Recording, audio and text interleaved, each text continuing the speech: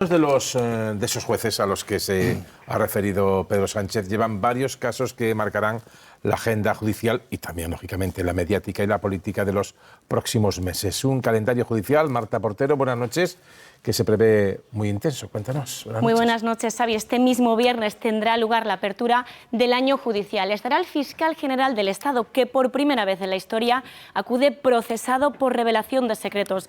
Álvaro García Ortiz está a la espera de ver si el juez abre juicio oral, el último trámite que le separa del banquillo. Está previsto que avancen también otros asuntos judiciales que afectan al entorno del Gobierno. Se esperan nuevos informes de la Guardia Civil en las próximas semanas sobre el caso Koldo, en el que están investigados Cerdán, Koldo y Ábalos por el presunto amaño de obra pública a cambio de mordidas. También pendientes de los casos que rodean al entorno de Pedro Sánchez.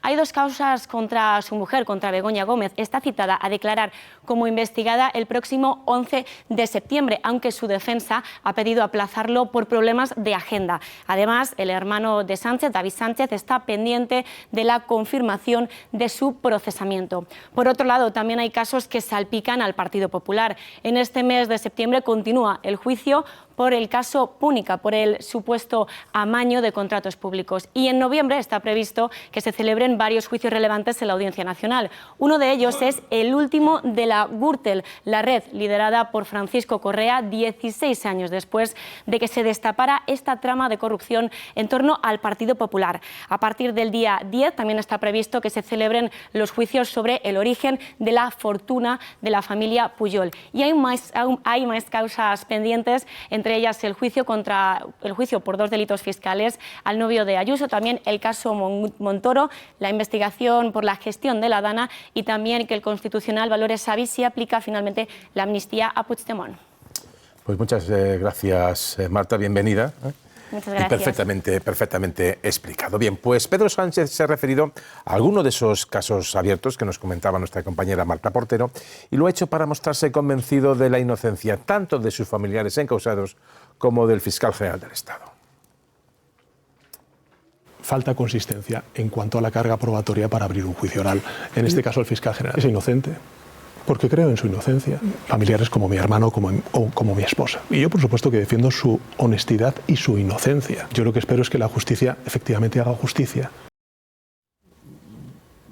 Bueno, nosotros en el plató no lo hemos podido escuchar.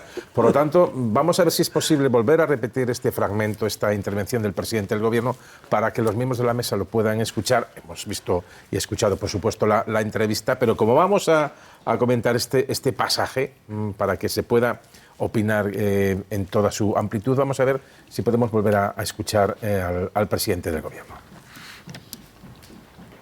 Falta consistencia en cuanto a la carga probatoria para abrir un juicio oral.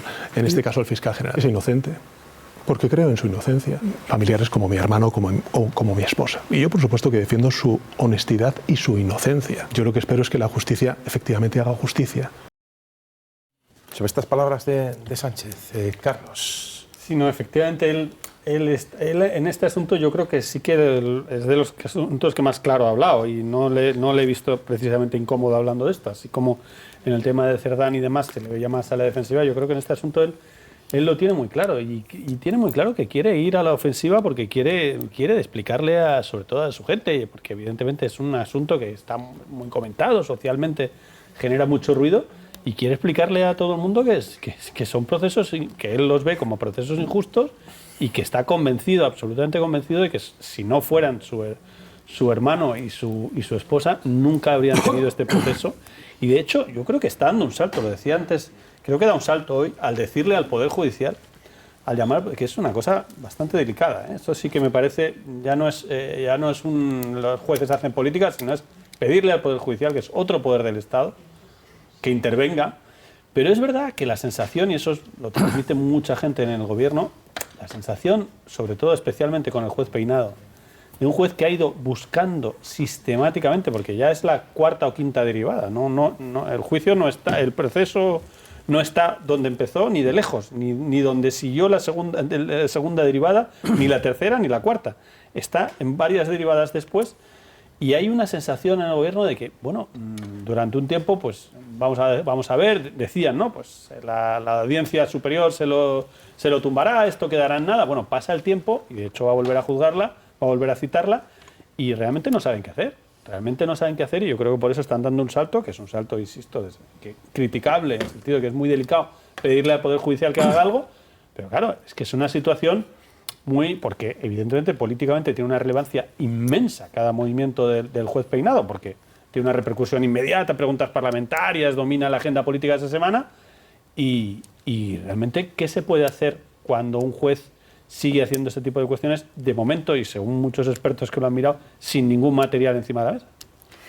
Ya, es que yo creo que no todos los casos que están afectando al presidente del gobierno son iguales. Es decir, una cosa es el nombramiento de 2 secretarios de organización presuntamente claro, es que corrupta. eso no critica. Claro. Es que en eso nunca les ha oído al gobierno decir el claro, juez que está procesando a Cerdán está haciendo política. Digo, no en eso su caso, sino en nuestro caso, creo que tenemos la obligación de distinguir entre casos y casos. Es que no es lo mismo el juez Peinado que el juez del Supremo. No, o sea, en ningún caso, ¿no? O sea, que el juez Peinado está haciendo cosas que no entiende nadie. Pues bueno, eso no hace falta que lo diga el gobierno. Es decir, solamente con leer las noticias, primero porque imputó y luego la audiencia al que fue consejero de Esperanza Aguirre, Juan José Güemes. O sea, hace cosas muy extravagantes y muy estrafalarias, que yo no sé cuál es el final de eso, pero que realmente el caso de Begoña Gómez es un caso en el que casi nadie aprecia un delito penal, como mucho una imprudencia, es un hecho. Otra cosa distinta es el fiscal general, que tampoco tiene que ver con la corrupción de Cerdán y de Ábalos. Estamos en otra cosa. El fiscal general puede ser inocente o puede ser culpable, no se ha juzgado todavía. Ahora bien, es evidente que desde la Fiscalía o desde algún sitio se filtró una serie de datos que es delito filtrarlos. Esto es un hecho, que está siendo investigado si fue el fiscal o quién fue, o a lo mejor no adivina nunca quién fue. La filtración venía por otra vía. Bien, o sea, yo creo que no está demostrado que ha sido la Fiscalía la que ha filtrado. No, es que estamos... Oye, de hecho está en cuestión que fuera delito, porque lo que han ido de los periodistas que han ido a decirlo es que no era una información, no era un secreto porque ya había sido revelado. Si lo hubiera hecho el fiscal general. Bueno, sí, ese es el tema. No, pero que lo que está en cuestión es que hubiera revelado. Incluso hay muchos expertos que cuestionan que haya artículos sin parar en la prensa sobre expertos que discuten la revelación de secretos porque había varios periodistas que estaban manejando esa información antes de que la tuviera el fiscal. El correo concreto, Carlos, por el que el juez del Supremo le está investigando, ese correo en concreto no era del dominio público. Ese trocito. Pero la información, si el fiscal el delito general, no es sobre pero el correo, no voy a discutir sobre si la instrucción está en marcha. Es decir, que es una tontería que tú y yo nos pongamos aquí a discutir sobre la instrucción, porque hay un tribunal que lo va a juzgar, que es el Supremo. El Supremo va a decidir si hay pruebas que el fiscal lo hizo o no lo hizo, y eso todavía está. Por eso digo yo que es una imprudencia por parte del presidente del gobierno meterse en la instrucción de ese caso. No defender la inocencia del fiscal general, que eso por supuesto, la presunción de inocencia, sino meterse de lleno y ponerse a favor de un juez y en contra de otro cuando es un tema que aún no está juzgado. Confiando en la justicia y aun pensando que la inmensa mayoría de jueces y fiscales de nuestro país hacen bien su trabajo y cumplen con la ley, con la misma rotundidad digo que hay jueces que no. Que hay jueces haciendo política y que hay políticos que tratan de hacer justicia, sin duda alguna la hay. Afortunadamente es la minoría, pero la hay. Y hacen un daño terrible, un inmenso daño a la justicia. Carlos, que así te he comentado. ¿Cómo lo analizas e interpretas? No es la primera vez, pero sí es un salto muy importante en el que Sánchez ya lleva tiempo. O sea, nosotros hemos visto en la historia de la política española, lo habitual era no comento, incluso en la etapa del propio Sánchez había una instrucción y en los consejos de ministros los martes sistemáticamente no comentamos resoluciones judiciales. Bueno, esto ha cambiado. Esto ha cambiado porque yo creo que otra cosa es ahora vamos a analizar si está bien o mal que esto suceda. Pero es un hecho indiscutible que ha habido jueces en este país muy relevantes que han querido intervenir en política de forma clarísima. Yo creo que hay un hecho, por ejemplo, el juez García Castellón, es indiscutible. Las decisiones que tomó en la semana en la que se estaba, él lo sabía porque leía los periódicos y lo sabía todo el mundo, que se estaba decidiendo si Sánchez era o no presidente del gobierno. Y había una negociación en marcha con Junts.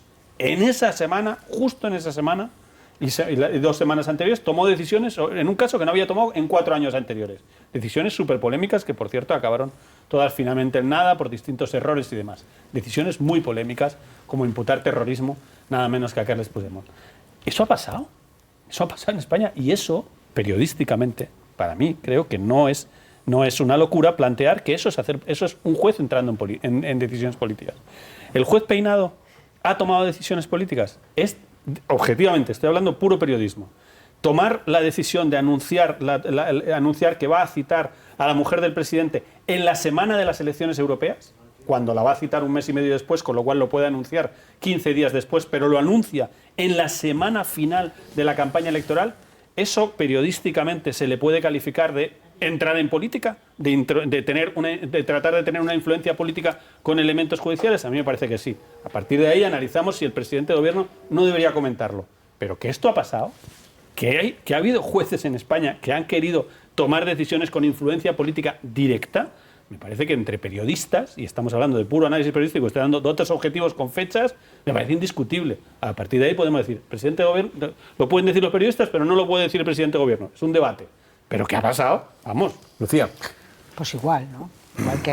Igual hay que hacer ese debate, que los periodistas pueden decirlo, porque para eso pero tenemos libertad de expresión. Digo, no, la libertad de expresión tenemos todos, pero digo, a mí me interesan los hechos. No, porque es verdad pues que hay libertad de expresión para decir tonterías también, pero esto es un hecho. Bueno, yo he escuchado a muchos presidentes del gobierno decir tenemos limitada nuestra libertad de expresión. No es el primero ni el último que lo dice. Yo les he escuchado a muchos, a todos los que, a los últimos, digamos. Yo creo, pero primero hay que decir que esta exageración por parte de algunos partidos que dicen que nunca, jamás en la vida ha habido estos ataques a los jueces por parte del gobierno, bueno, esto es, pues una broma, porque los que llevamos aquí tanto tiempo haciendo información política sabemos que cuando los procesos judiciales han afectado a los gobiernos, y no es este el único afectado, por procesos judiciales de corrupción, de terrorismo de Estado, fíjate tú, Felipe González, en fin, en esos casos, el caso Naseiro al principio, el caso Bárcenas... El caso Gürtel le metieron tanta presión al juez Garzón que en fin, dimitió el ministro de Justicia por haber estado de cacería la presión, y el juez Garzón, en fin, acabó su carrera política, su carrera judicial. No te quiero contar lo que el PP hizo con el juez de Valencia del caso Naseiro, si quieres te lo digo, o lo que hicieron con los del caso Bárcenas, o sea, que todos, realmente todos han sido así. Ahora, es verdad, la cuestión es si el presidente del gobierno puede opinar sobre procesos judiciales en marcha, por ejemplo, puede ponerse de acuerdo con un voto particular. ¿El presidente del gobierno tiene esa posibilidad o es más prudente que eso no lo hiciera? Porque está opinando sobre procedimientos que están en marcha. No está diciendo defiendo la presunción de inocencia, sino que está opinando sobre cosas que están en marcha y que ni siquiera han sido juzgadas, porque el fiscal general todavía no ha sido juzgado, quiero recordar. Exactamente igual que a los casos que añadía Carlos Cue, añado yo el siguiente, ya que dices tú que está opinando sobre casos que no se han juzgado. Ha habido jueces con togas, puñetas y delante de los juzgados criticando, manifestándose, yendo incluso en ocasiones a una huelga, contra una decisión autónoma del poder político que aún no se había tomado, por ejemplo, con la ley de amnistía. Y entonces eso justifica que el presidente del gobierno... Yo no digo que justifico. Yo no digo que justifique. Digo que si se exige al poder... Si tú me preguntas sobre los jueces, yo te contesto. Pues yo puedo dar el contexto que considero oportuno. Pero no tiene que ver. Y digo que la independencia, si se lleva al máximo, debe ser de doble vía. Es decir, si los políticos no deben criticar a los jueces no deben manifestarse contra los políticos. Naturalmente. Simplemente. Estoy de acuerdo. Yo creo que estamos en un debate de libertad de opinión. Y claro que sí. ¿Por qué no va a poder el presidente del gobierno? Siempre que lo haga con fundamento, con respeto y con argumentos, no con insultos. Ni muchísimo. Mira, mientras estábamos hablando, en el anterior tramo... ¿Te ha mandado un juez un mensaje? Un jurista muy conocido. No voy a dar datos para no identificarlo, y además no residual. Está en ejercicio en uno de los grandes órganos judiciales de nuestro sistema. Os veo en televisión española y me sigue llamando la atención cómo sigue habiendo quienes siguen escandalizados porque políticos opinen sobre jueces, cuando todos los servidores públicos debemos estar sometidos a escrutinio público. Y lo dice uno que está en la pomada, en el lado de los jueces, evidentemente. Sin embargo, a nadie escandaliza que jueces puedan opinar de políticos e instituciones. Lo acabo de comentar. ¿Es así? Y de cuántos ataques está recibiendo el Tribunal Constitucional de parte de políticos y de jueces. Y nos parece normal. Es verdad.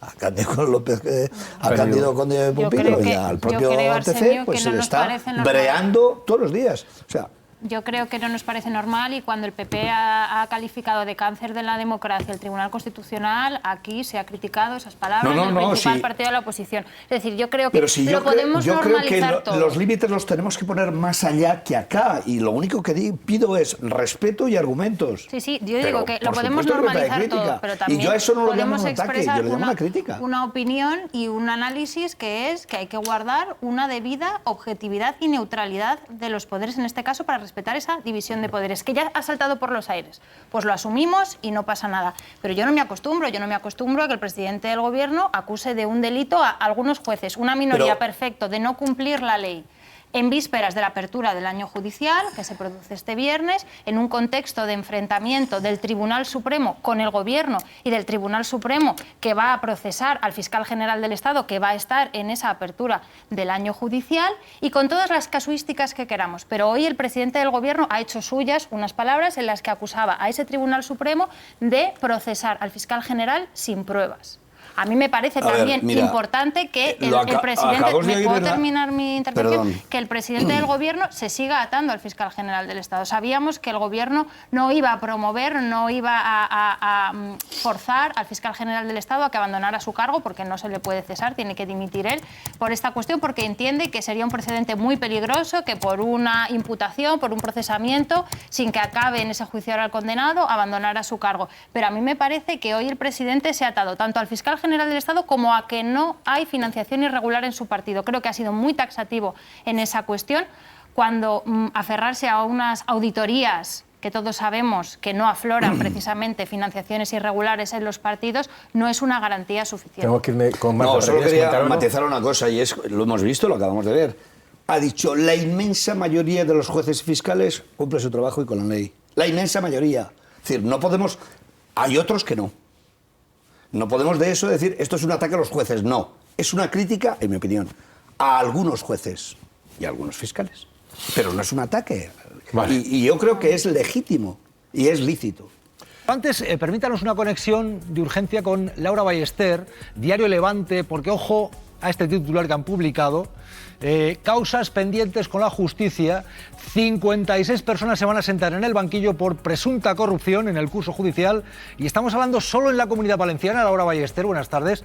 Más de medio centenar de personas. Hay relaciones desde Carlos Fabra hasta lo que tiene que ver con el caso Taula. Laura, buenas tardes. Esto es así. Comunidad Valenciana, más de medio centenar. Buenas tardes, Jesús, así es.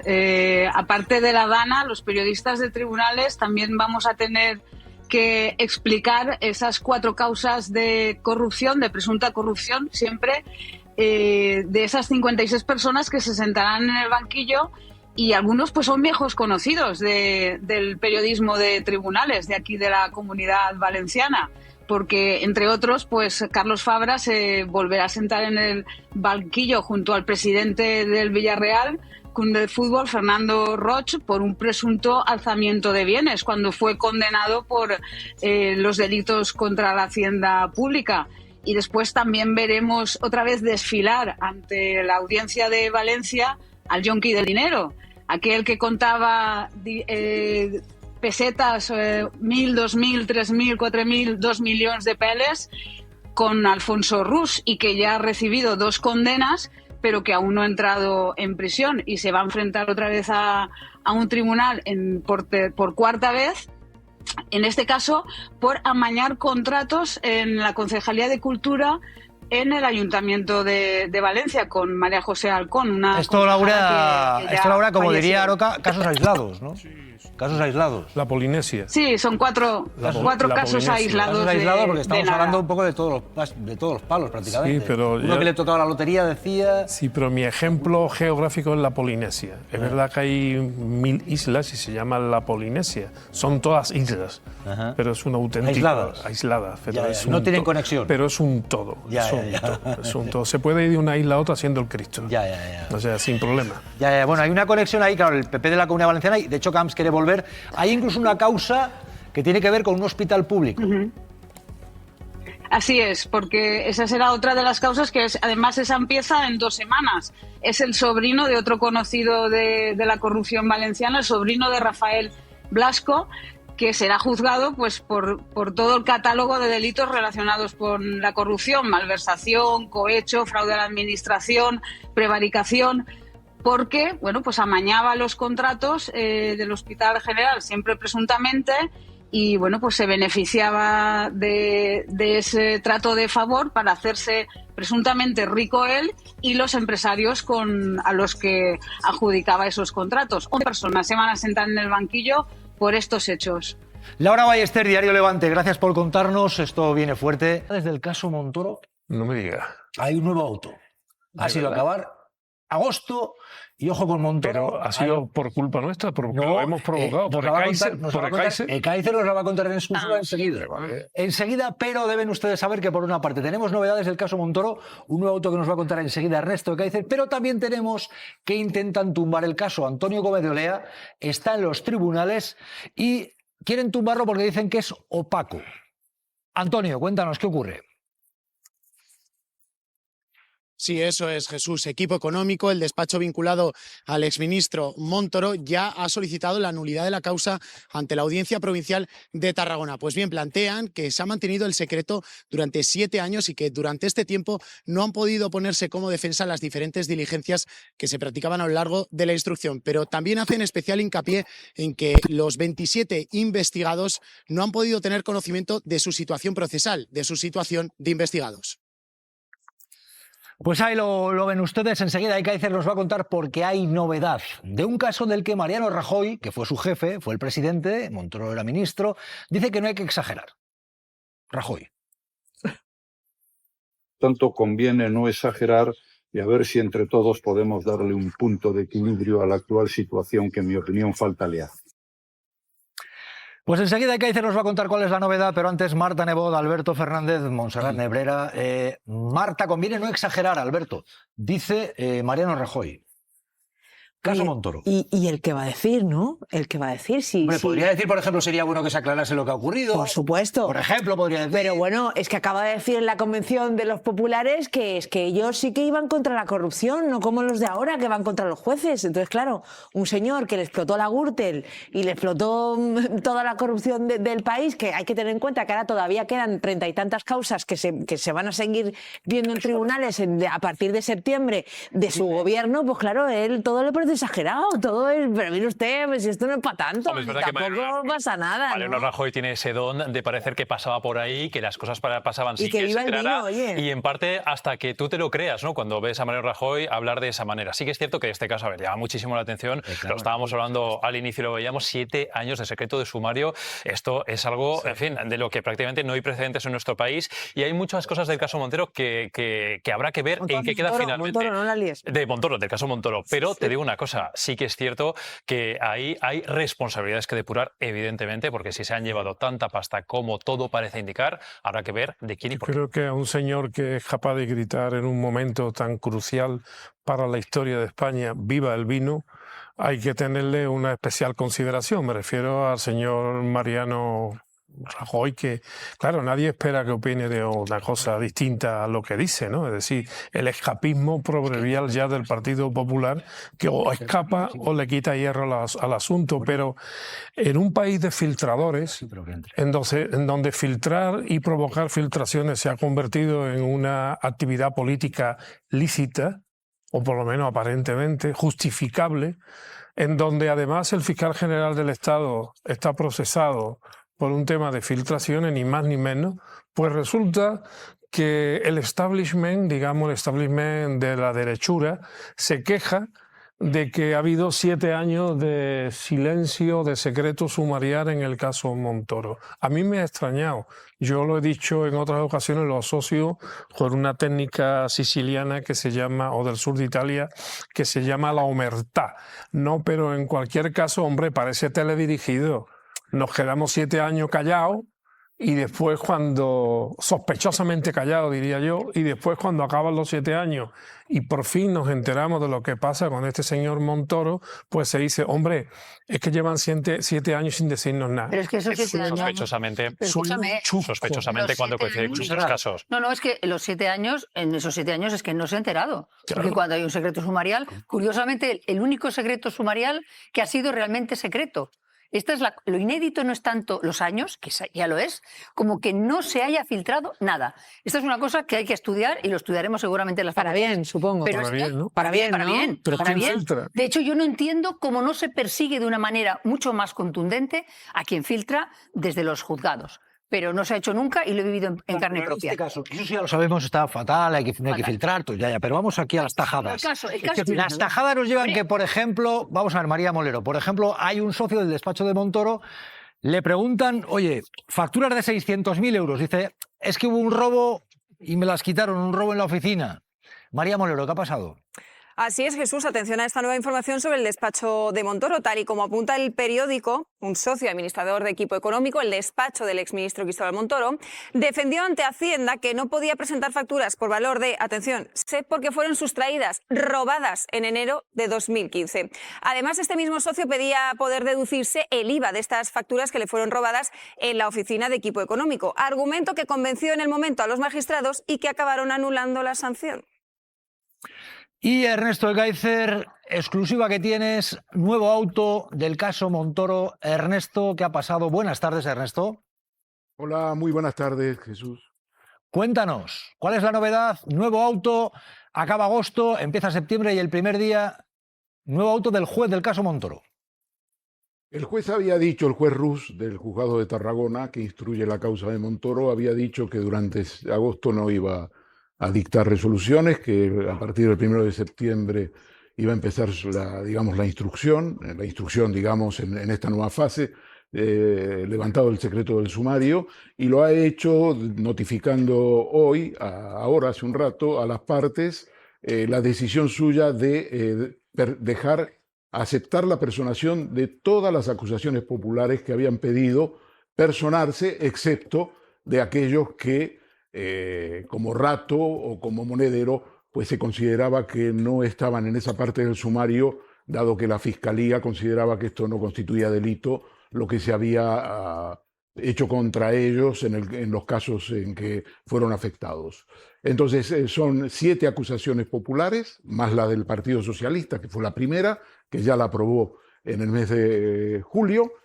Son 8 acusaciones populares que trabajarán de manera independiente. El juez ha decidido que no pone a ningún partido como coordinador de las acusaciones populares, con los cuales todas las acusaciones, Vox, Manos Limpias, el Partido Socialista, que ya estaba personado, podrán presentar sus peticiones de manera individualizada. Digo esto porque últimamente no, siempre se ha tendido a designar un coordinador. Por ejemplo, en el caso Koldo, quien coordina la investigación desde el punto de vista de la acusación popular es el Partido Popular, por ejemplo.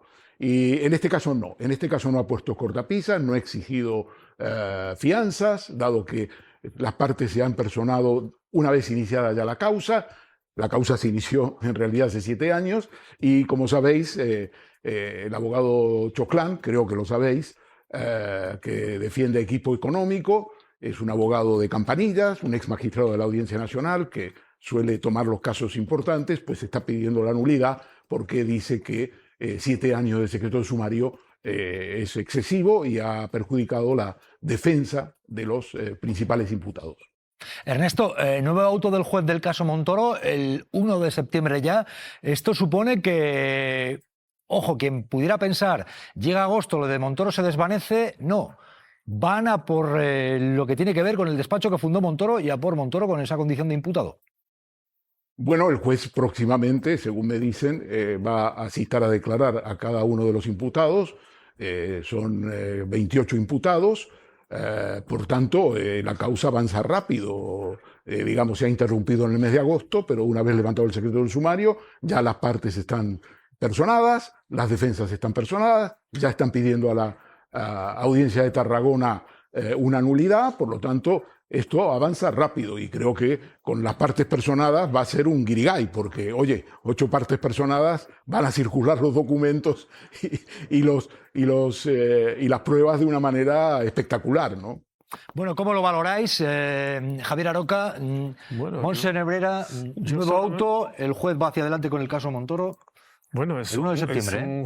Es una instrucción que a mí me parece anómala desde el punto de vista que lleva 7 años. Bueno, los juristas mejores de este país, incluidos los de la defensa, podrán explicarlo o rebatirlo, pero a los que son legos en este país la sorpresa es mayúscula, porque como he dicho antes, en un país de filtraciones, pues que de pronto se mantenga durante 7 años el secreto o el sumario en un caso muy concreto y tan explosivo, porque involucra a alguien que fue ministro de Hacienda del Reino, pues muy importante. Por cierto, recordar, porque a lo mejor con el verano también se nos ha olvidado de que este señor fue ministro con Mariano Rajoy y fue ministro también con José María Aznar, y que fue uno de los príncipes de la economía española y fue el azote de la ciudadanía, de la gente de a pie, pero también de alguna gente ilustrada fiscalmente durante mucho tiempo, en unos momentos en donde se privatizó mucho, se austerizó mucho a la gente y en donde se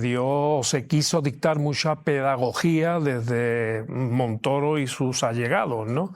Por tanto, el asunto adquiere una especial relevancia desde el punto de vista de lo que es lo estricto del caso, pero también con respecto a todo el aura que rodea el caso y que tiene que ver con la propia superestructura moral del Estado español. Sobre todo por el hecho de que estemos delante de alguien que exigía de los españoles una determinada conducta y luego, por lo que parece, no la practicaba. Tiene también, aparte de lo que hemos dicho de esas singularidades, hay otra. 28 personas imputadas y todas las acusaciones populares, las acusaciones que se han personado, todas por separado. Eso es muy, muy inusual, lo cual puede acabar significando, yo no sé hasta qué punto eso puede embarrar la opinión pública, desde el punto de vista de que lleguemos a conocer mejor las circunstancias 7 años después. Enseguida pregunto también a Ernesto, el hecho de que la instrucción se alargue durante tanto tiempo, ¿a ti qué te sugiere? Porque dicen es una anomalía. Bueno, vamos a verlo en la historia judicial española. 7 años es muchísimo, pero claro, tampoco hemos tenido un caso tan importante. Se ha privatizado el Ministerio de Hacienda, se ha creado un equipo económico con nexos, con vasos comunicantes con el equipo económico de Montoro en el Ministerio de Hacienda, y hemos visto que se han hecho leyes a favor de grupos empresariales y sectores como el gasístico, a la medida de lo que ellos pedían y de lo que ellos pagaban. Por lo tanto, es un caso inédito. Veremos a ver si desde el punto de vista procesal, la audiencia de Tarragona, o quien corresponda después, ya veremos, considera que esto es un elemento de anomalía y dicta alguna resolución en ese sentido. Era evidente que Choclán, que es un conocedor del derecho penal y que ha sido magistrado en la Audiencia Nacional y que digamos fue uno de los ponentes de la sentencia contra Mario Conde, así son las cosas, el presidente de Banesto en su día, en los años 90, pues ahora evidentemente ha planteado la nulidad como medida tal, pero veremos a ver, no nos adelantemos, que primero hay una gran cantidad de datos, hay una gran cantidad de citaciones en materia de testigos y peritos, hay informes policiales, veremos a ver, esto acaba de comenzar.